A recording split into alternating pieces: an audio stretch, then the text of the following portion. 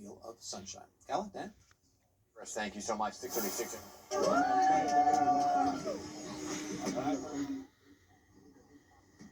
People cheering right there when firefighters finally began getting the subway doors open after a collision. Now, Alex already told us about how this is affecting the morning commute.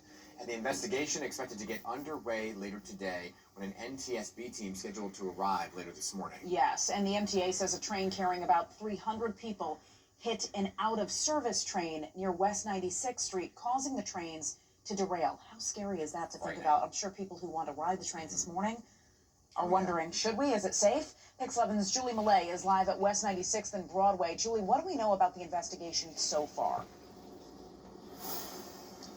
Well, as you mentioned, the NTSB will be here later this morning. The chair of the NTSB, as well as her team, will be here to start this investigation. We're also expecting to hear from the MTA at around 8:30 this morning at a press conference. But as Alex mentioned, the morning commute, not so great for some folks out here. They're watching people very unhappily stand outside in the cold to wait for the bus as these trains are still not running. They did say, the MTA did say yesterday that they were going to try and get these trains back up and running for the morning commute. As of right now, that's not yet the case. They did say it would be very difficult to do so. We have seen MTA workers here overnight, dozens of them working on this, the police here as well to keep everything safe and in order. But right now, those trains still not running as scheduled. Now, subway officials tell us it was two number 1 trains that hit each other. One was out of service, only carrying workers. The other train, however, was packed with people, about 300 of them, when this derailment happened yesterday, just before the evening commute. 24 people were hurt, but no one seriously injured.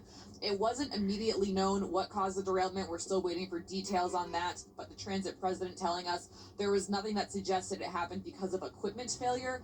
One thing we know for sure, this was an experience that commuters certainly weren't expecting.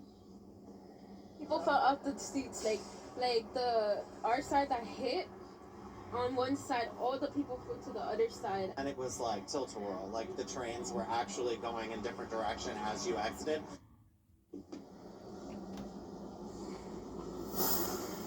As we mentioned, these trains still not running on their regular schedules. If you do take the 1, 2, or 3, you do want to check the apps or the MTA website for the latest information to find out how it will affect your morning commute. That is the latest from the Upper West Side. I'm Julie Millet, Pix 11 News. All right, certainly going to be a headache for a lot of people trying to take the train this morning. Julie, thank you. 6:39, everybody. And this morning we are learning about a potential motive now behind a school shooting